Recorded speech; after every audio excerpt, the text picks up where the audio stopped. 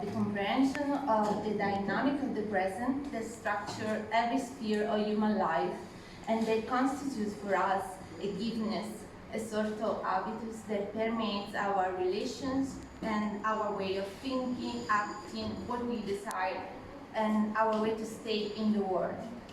In Sun Hegel questioned how to develop an awareness of what is familiar and therefore not known, in order to open up the possibility of change out of a crisis. In the early fragment, the always growing contradiction, Hegel offers an analysis of an historical crisis which causes suffering and frustration in people and demands for a philosophical comprehension. I want to read you some passages, and I'm sorry because this is my translation in English. Okay. So, the always growing contradiction between the unknown that human beings unconsciously seek and the life that is offered and allowed to them and which they have made their own, and the nostalgia for life of those who have elaborated in itself nature into idea, contain the yearning for mutual approach. The need of those to receive consciousness of what holds them captive and the unknown they feel the demand for meets with the need of these to pass from the idea into life. The suffering of the human being who has no reflection or a own destiny is without will, for she honors the negative, the limits, only in the form of the legal and authoritarian existence as invincible, and considers her own determination and their contradiction as absolute. And even if they harm impulses, she sacrifices herself and others to them. We meet here already a fundamental character of Hegel's dialectic. So contradiction is a real force operating in history, made of specific terms that must define an epoch. Although Hegel does not point to any guaranteed solution to the growing contradiction, the tension described can be overcome in the capacity of facing the negativity in which life is immersed. A kind of knowledge abstract and incapable of considering a real collective and historical definite perspective on the present cannot foster any change. On the contrary, only a reflection on our limits felt like absolute. The recognition of the unbearable life that forces one to sacrifice the real needs and aspiration that works against one's own desire can lead to the articulation and therefore to the solution of the contradiction. This is indeed a kind of knowledge that does not belong to an isolated philosopher, but does hold an esoteric value. For Hegel, not only this kind of knowledge as to meet the concrete character of contradiction, which is defined by what people desire and what is allowed to them, and by an unspoken tension with the need to overcome a given situation, but it has to be appropriated by people as recognition that what at first look like absolute and invincible a destiny is the dynamic in which human activity is inscribed and can be changed. It leads, in other words, to the reconstruction of agency that only generates the overcoming of the situation. The consciousness that people have to acquire is that twofold. It is consciousness of what holds them captive, that is the causes of their suffering, and it is a consciousness of the unknown that they demand, that is the direction toward which they want to go, a systematic articulation of the impulse to overcome the given situation. What is described here is a state of immersion in which every aspect of human life, linguistic, cultural, values, education, and institution, constitutes the perpetuation of an ideological domination.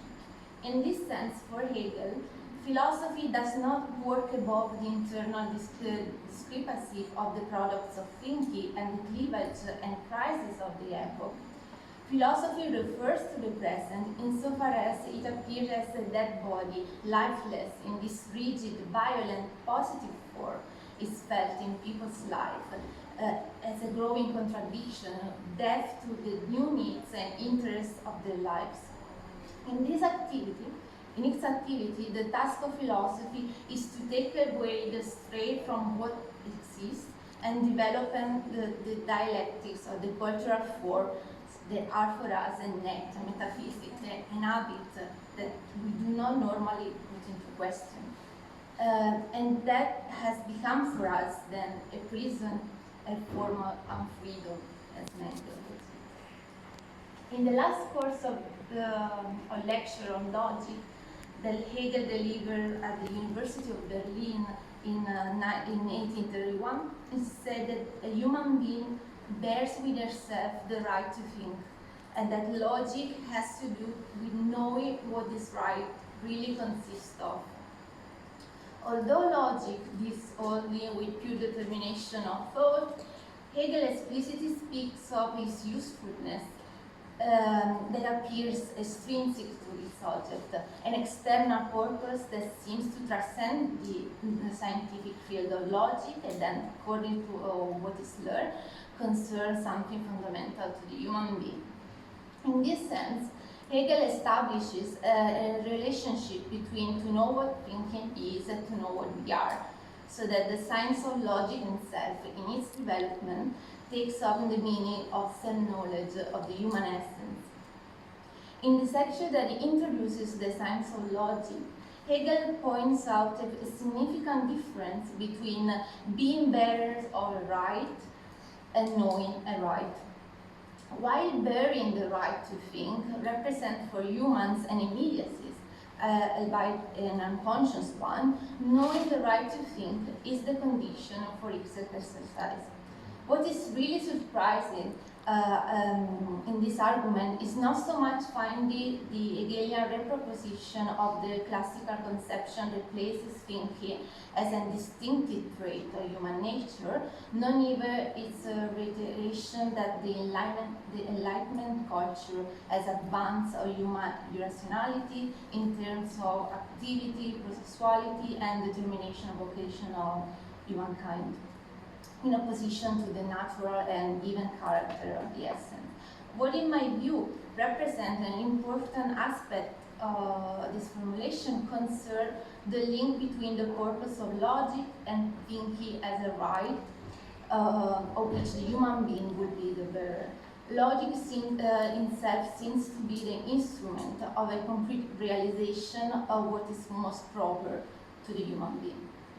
This does not mean, however, that logic simply guarantees the manifestation of a potentiality.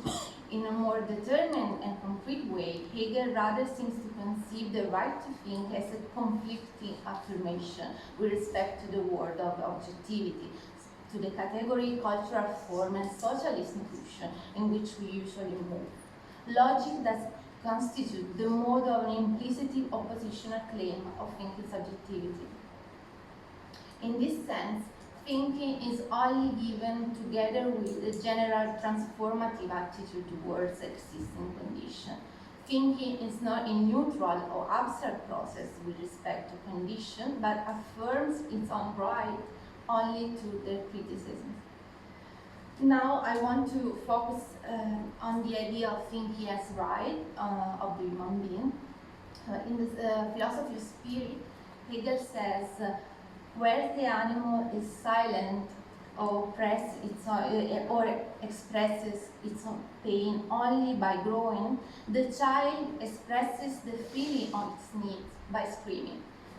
By this ideal activity, the child shows that it is straightway imbued with the certainty that it has the right to demand from the external world the satisfaction of its needs, that the independence of the external world in face of man is void.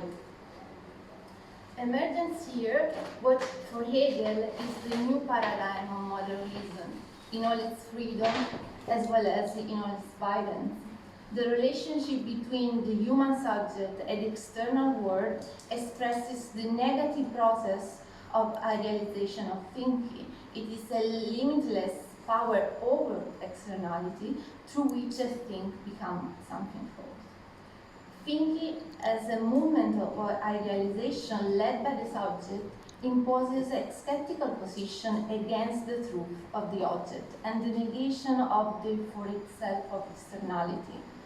As immediate negation of the independence of the object, the I posing itself as the in itself of the object, as the universal that unifies the otherness under the form of what is mine. In the passage that I just read, it is said that the human being, the child, has a natural and immediate certainty that she has the right to demand from the external world the satisfaction of her needs, that she has the right to take possession of the external world. It expresses the image of an asymmetrical domination of reason over nature. I do not believe here that Hegel is just indicating an inadequate way to understand the activity of thinking or the relationship between nature and spirit. In making explicit a notion that informs modern conception of reason at large, the certainty of being all things, as Hegel says in the Phenomenology, Hegel is also showing a necessary contradiction that belongs to that, a contradiction that comes from the development of the dynamic of domination and that is indeed the constitutive of the nature of thinking. The separation between the subject and what on which the subject acts that seems immediate has in fact the form of an activity on otherness only through which we reflect on ourselves. In all its autonomy, in taking possession of the external world, subjectivity is indeed defective, split, and needy. It shows its fundamental restlessness and lack, in other words, its intrinsic openness. In expressing the relationship between the human being and the external world in the form of a right, I think it is first of all underline the necessity to go out in the existence to gain living reality, to understand what human being is only as a return from externality that is in an already mediated and non-essentialistic way. I will now move to the philosophy of right to get a closer look of it.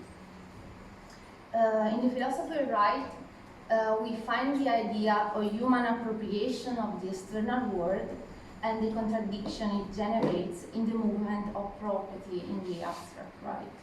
In paragraph 39 we read, the revolving and the immediate individuality of the person relates itself to a nature which it encounters before it. Hence, the personality of the will stands in opposition to nature as subjective. But since personality within itself is infinite and universal, the limitation of being merely subjective is a contradiction with it and is null and void.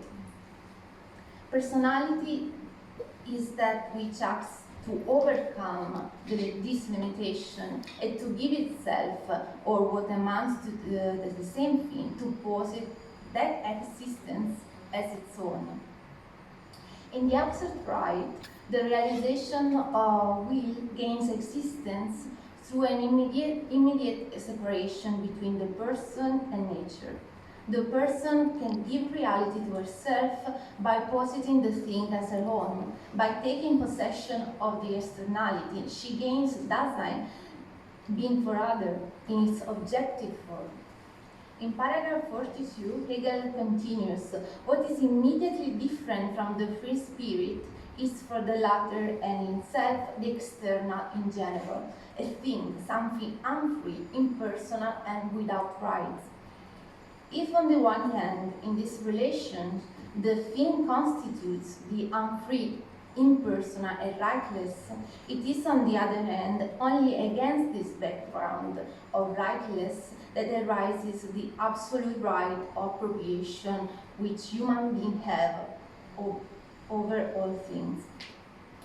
In this sense, rightfulness depends on a sphere of rightlessness, in which it not only can, but has to manifest itself. In possession, by idealizing the thing into something mine, I manifest my free will and become object to myself as embodied right. So not the thing in itself, but my going beyond it, my possession, use, and alienation of it constitutes the existence of the will, the value of the thing. By developing the emergence of the existence of free will from the overcoming of the thing and from the contradiction intrinsic to that relation, Hegel moves them towards an understanding of the relationship, the relation of property in terms of relation or the plurality of free wills. By going beyond the thing, only thereby the existence that the free will acquires its objectivity becomes recognizable and negotiable for other beings. This is the moment when, in the philosophy of right, we have the transition from property to contract. So in the existence of the will and value of the thing, we see that the relation between the human being and the thing is necessarily linked to other free wills. And through the relation to the thing, free wills prove its existence as a free will for other free wills.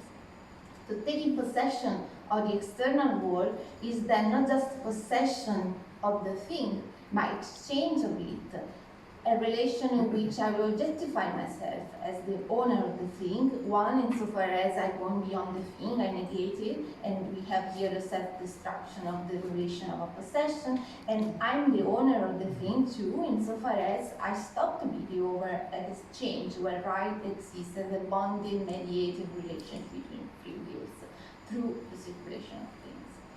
So what emerges in these passages, I think, is the idea that right is not simply the realm of the actualized freedom, but the form of freedom, the way in which freedom comes to be actualized for the human being. Right is the form of a processual understanding of freedom as actualization from within and against unfreedom as liberation.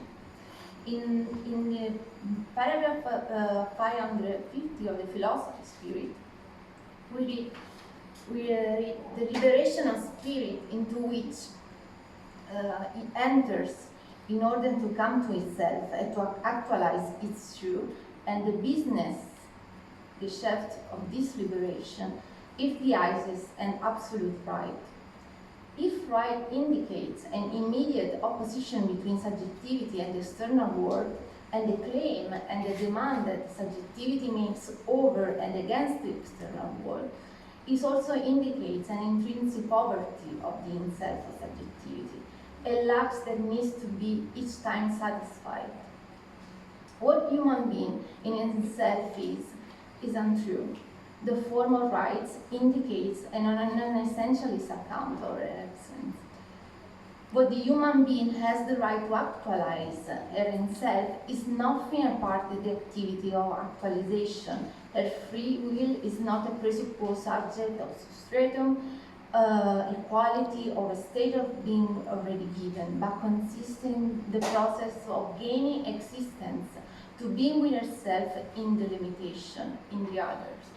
In paragraph 57 of the Philosophy of Rights, Hegel says, the human being, in its immediate existence in himself, is a natural entity external to its concept.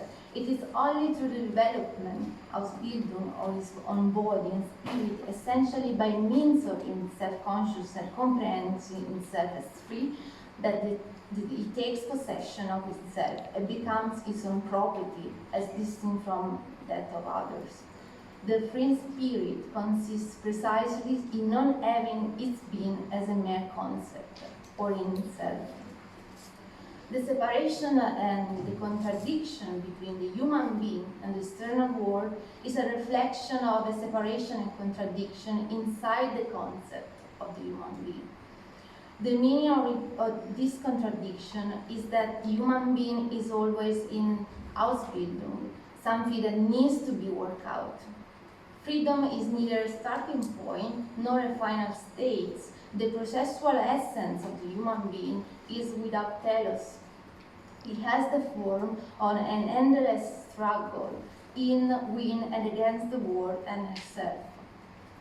So in conclusion, the link between to know what thinking is and to know what we are, expressed by Hegel in the preparation of his logic, has to do with the power of negativity to break with everything is immediately given to us. I think that this is what I would like to prove in my research.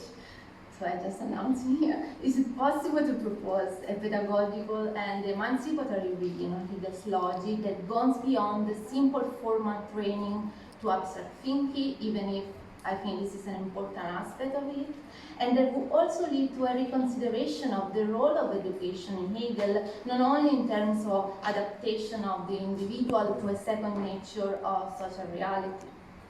This would be a kind of education as a knowledge of the human being centered to the reconstruction of the practical sides of thinking and the human agency out of dehumanizing processing. In other words, a form of critical education as task of general critical activity of philosophy towards the objective reality that as a concrete dialectical force acts on people and acts as an absorption mechanism, perpetuating oppression.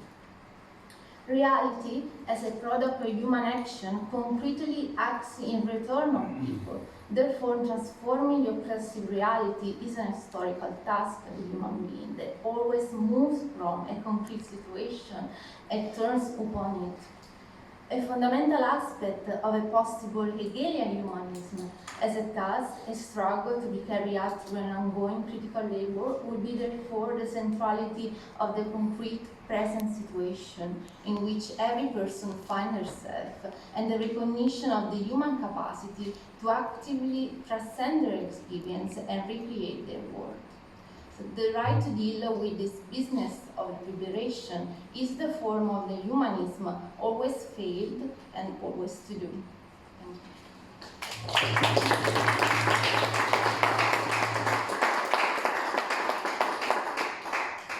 Thank you, Giovanna. And now we have 15 minutes for discussion. So, please. Thank you. That was really interesting. So you're offering, I think, an emancipatory reading of Hegel's theory of property. But you didn't like using that term property very much.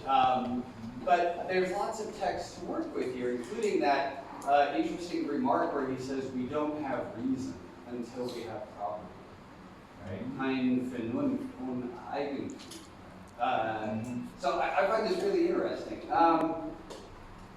Here's a worry that I have, though. It makes sense of the stance that we could take towards given natural objects, but Hegel tends to distinguish sharply between the natural and the social. And things like social institutions aren't going to show up as just given to us or as immediate. They're going to show up as acts of the free spirit. And therefore things that we can't own or change in the same kind of radical way. But you might think that the main forms of unfreedom that we have are from social institutions, not from natural institutions. I don't know, do you see that as a problem, or how would you like to do that?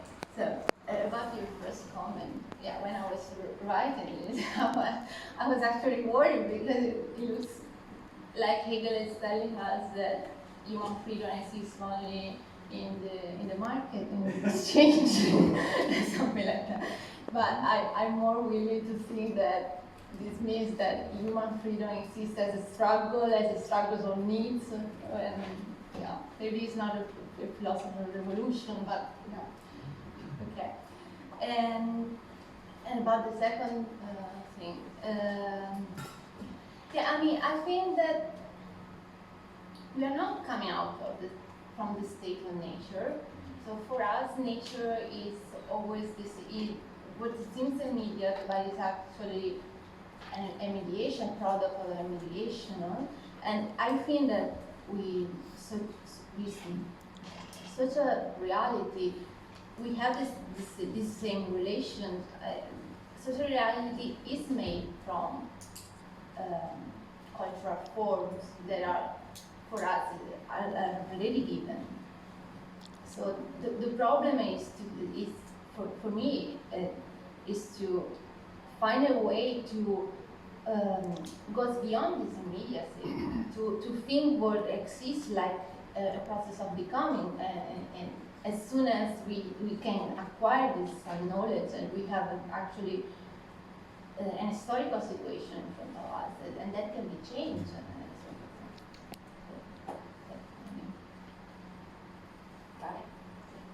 Thanks.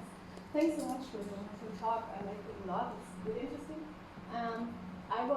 My question concerns the relation between the first and the second part, if I could say so. So because first you draw on the lectures of logic and later on philosophy of right? Mm-hmm. And I was wondering, in what sense can we speak of the right to think in the first part?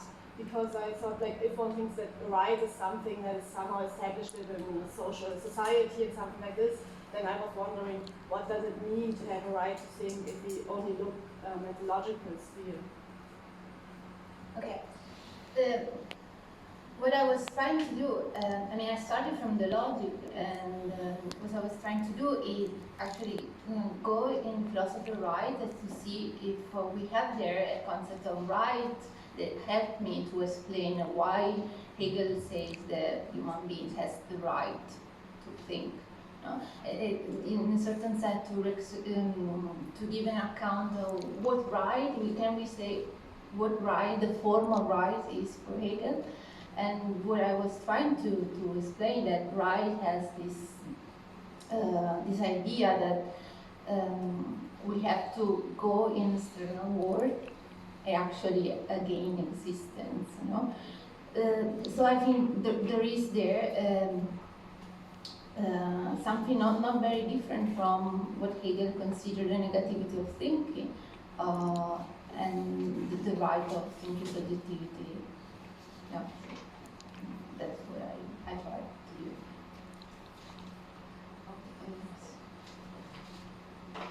Thank you for your interesting talk. My question is directly connected to the previous question. The right to exercise thought, perhaps it can be framed as right to what this internal finality of thought is opposed to external finality of thinking. My question would be, how can such a right institutionalize itself or be institutionalized in terms of there is a need of an institution that enables to exercise such a right, or the institution simply recognizes the freedom of exercising such a right. An institution that harbors internal finality of thought, which means it's not an institution that serves external needs in terms of, in German we would say, the difference between Bildung and Ausbildung. So traditionally I would answer my question with, oh, the universities are those places. My question would be, are the universities still those places where we can actually engage in the way this liberating activity of thought? Yeah,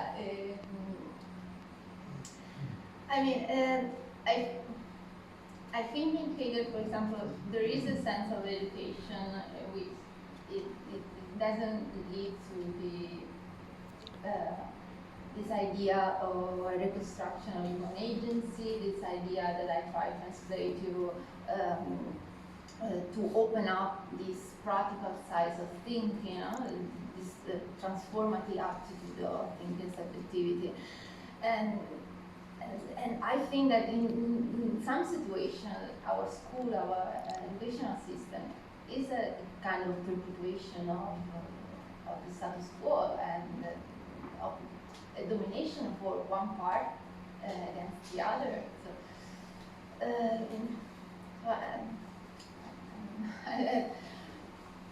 I think that we can have. mean, I think that philosophy can have a critical work to do in this sense, and going through a concrete situation. So education of thinking in general is not emancipatory in itself, but it has to go together with this critical labor for the present society. Yeah, thank you, Giovanna. My clarification question. You talked a lot about external world. What is external? External to the subject, external in itself. For example, nature is external world in itself. But, for example, institutions, social practices, are these external world, or are the world and not something external in this sense? So, what do you mean with external world?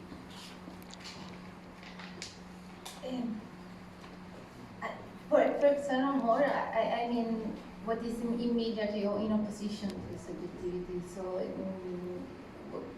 what is immediate or external to us, and to which we have to go through to come to ourselves. So it's what the separation between the subject, what on which the subject is what is external for us. So if really this movement or idealization has immediately this concept of external, and then Hegel tried to develop this contradiction, because what is external is actually what it's a mediation, and what on which philosophy, subjectivity acts, and through which it returns to herself.